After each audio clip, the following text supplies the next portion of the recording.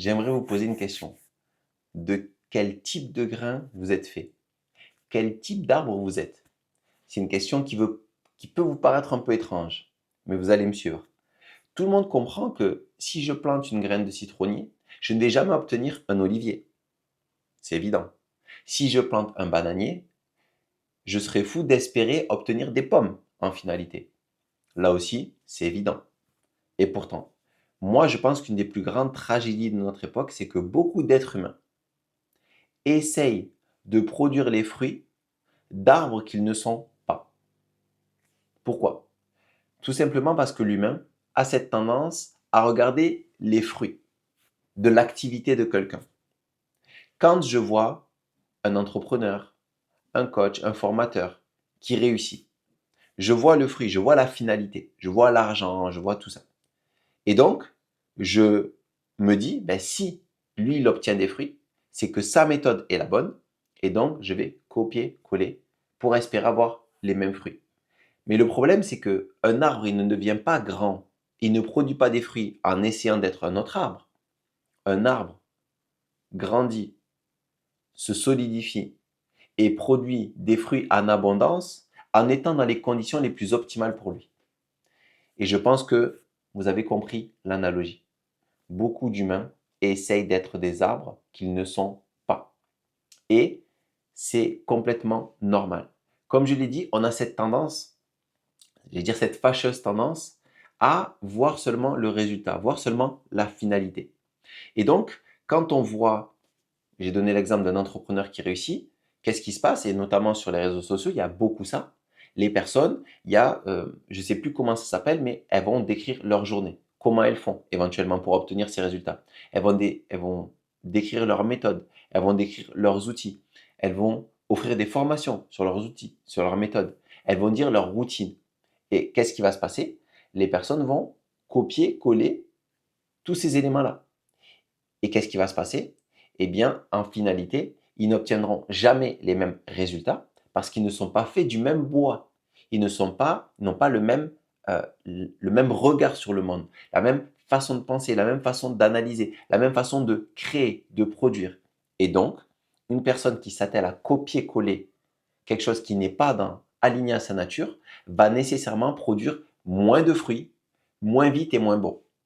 Donc, c'est quand même dommage de perdre son temps à essayer d'être quelqu'un d'autre, alors qu'en étant soi-même, c'est là qu'on va produire le plus de résultats. Et quand je dis être soi-même, je parle vraiment d'ADN, d'action, d'excellence d'action, mais j'y reviendrai sur d'autres vidéos. Et si je donnais des exemples, en fait, ce piège de l'élimination, il peut se retrouver dans beaucoup de métiers. Moi, j'ai accompagné beaucoup de personnes, j'ai accompagné vraiment des gens dans différents métiers. Euh, Par exemple, j'ai accompagné des gens, des closers. Ce qu'on appelle des closers, c'est des commerciaux. C'est des gens qui font de la vente, notamment pour des infoproduits, donc sur des produits qui sont vendus, des produits en ligne, et notamment des accompagnements, etc. C'est un métier qui est plutôt en vogue parce qu'il y a de plus en plus de ce type de produits, de services qui existent, et donc il y a besoin de commerciaux qui permettent à ces produits d'être vendus à des clients. Donc, si je prends le cas par exemple d'un closer, un closer, disons que lui, il a plutôt une, une grande facilité, une grande lecture émotionnelle. C'est quelqu'un qui a une lecture émotionnelle, c'est quelqu'un qui, dans l'interaction, il est extrêmement fort.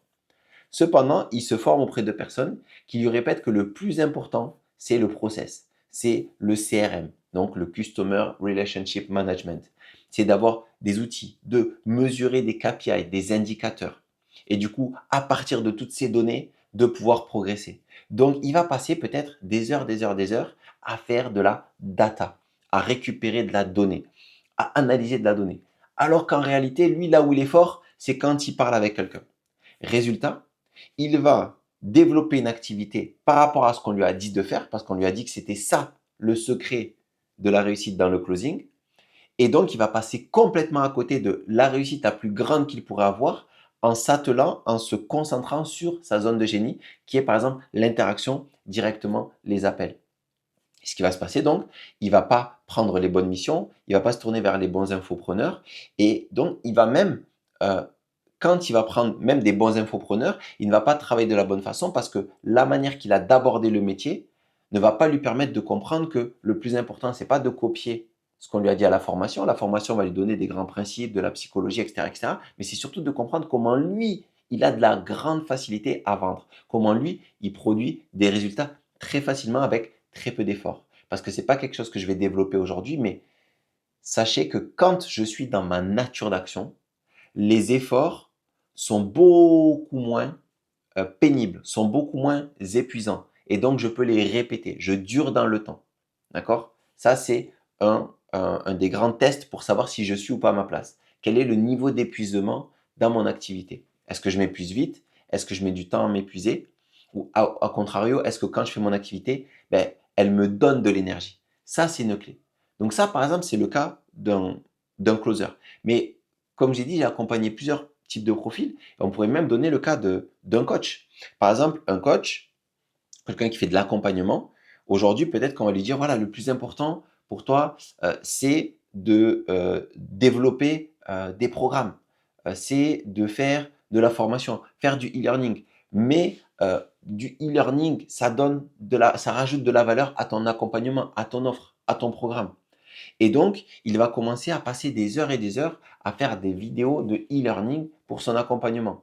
Sauf que lui, sa force, c'est pas justement de faire de la théorie, c'est pas de la transmission théorique là où il est fort, c'est plutôt de venir bouger les gens.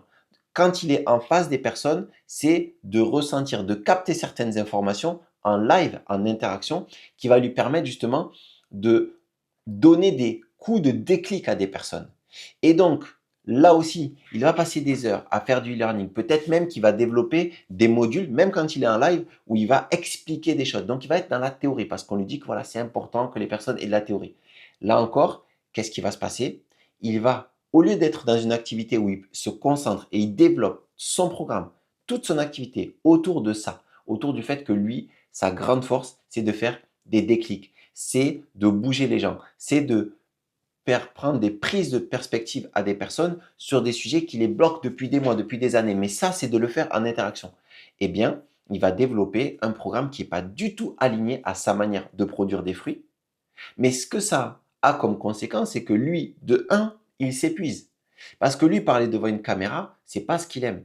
C'est pas là où il est productif. C'est pas là où il produit beaucoup de valeur.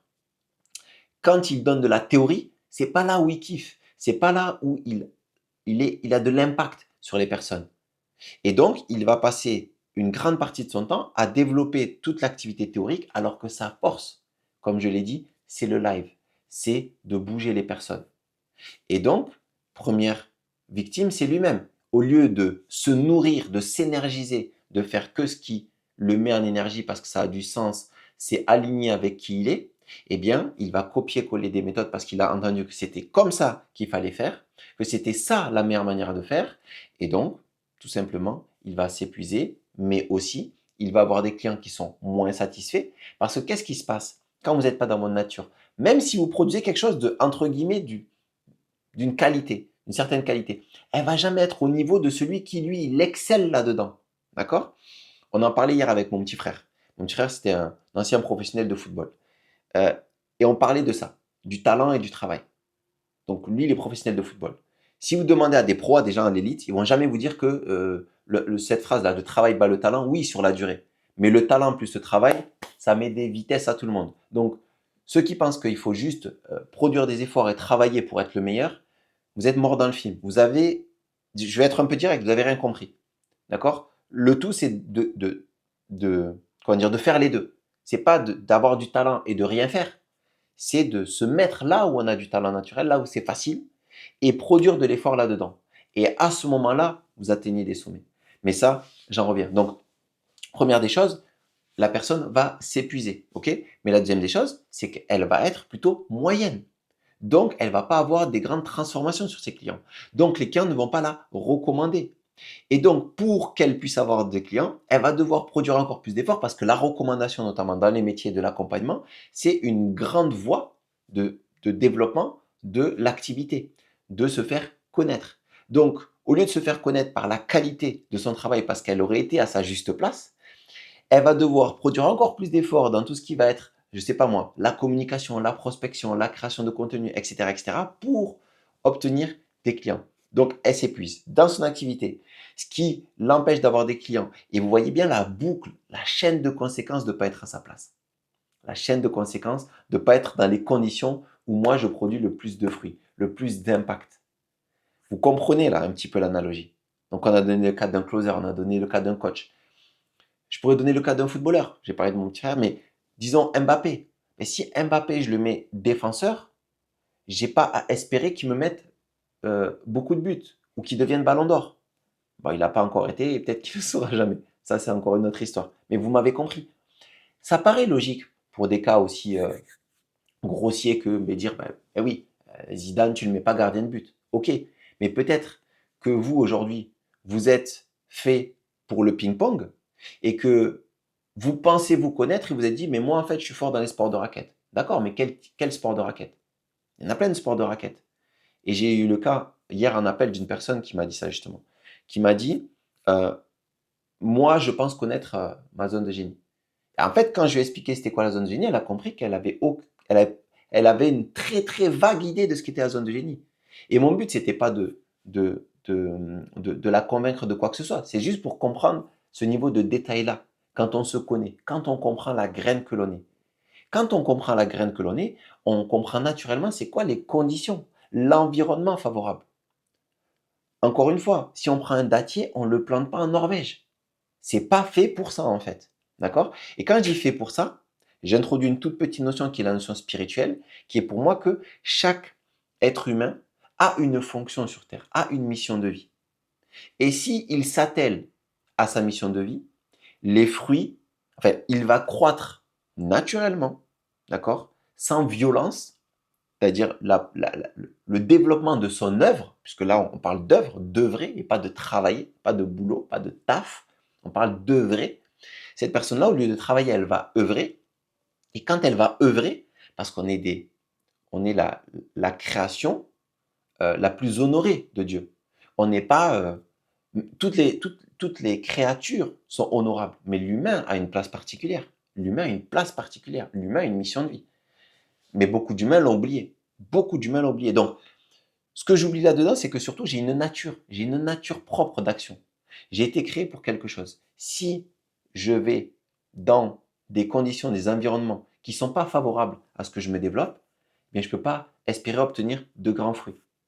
Et on pourrait faire une boucle et une chaîne de conséquences de ce qui se passe, mais on va souffrir, on va perdre en énergie, on va perdre beaucoup de choses en fait en chemin, beaucoup de plumes en chemin, à vouloir être ce que l'on n'est pas, à vouloir produire des fruits d'un arbre qu'on n'est pas.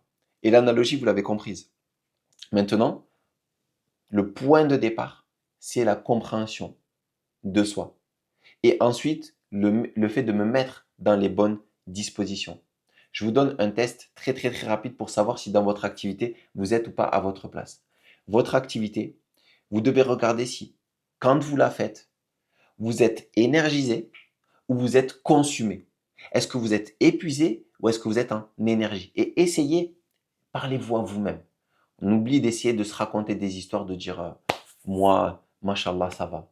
Moi, ça va bien. Moi, ça se passe. Ouais, tu connais. Ouais, tu connais. Ouais, on connaît. On connaît, ça charbonne. Après, ça fait des burn-out. Après, ça laisse des familles en PLS. Pas parce que vous l'avez voulu, vous avez été, vous avez quelque part désiré cela, mais parce que vous avez ignoré des signaux, parfois par une forme de fierté envers soi-même, de ne pas avouer que ben, c'est dur, c'est pas facile, que c'est épuisant, etc., etc. Là, je demande, ou je demande même pas, faites comme vous voulez, mais pour avoir ce diagnostic, ça demande une grande sincérité envers soi-même.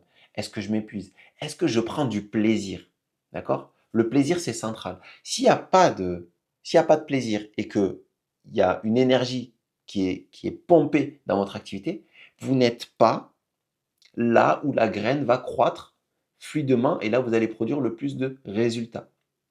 En fait, là, vous êtes à un endroit où produire des fruits vous demande un effort énorme. Sauf que si ça vous demande un effort énorme, ça veut dire que vous allez vous épuiser beaucoup plus vite. Ça veut dire que vous n'allez pas pouvoir développer cette activité pendant encore un long moment. Et donc, in fine, vous allez avoir ne plus produire de fruits du tout et vous assécher et devoir vous mettre sur le banc de touche, sur le côté, avant de peut-être retrouver un peu d'élan et pour les plus intelligents, totalement revoir sa manière de faire de l'activité. Et pour les autres, ben, juste se dire, ben, j'ai besoin de repos. Donc s'arrêter, reposer et revenir. D'accord?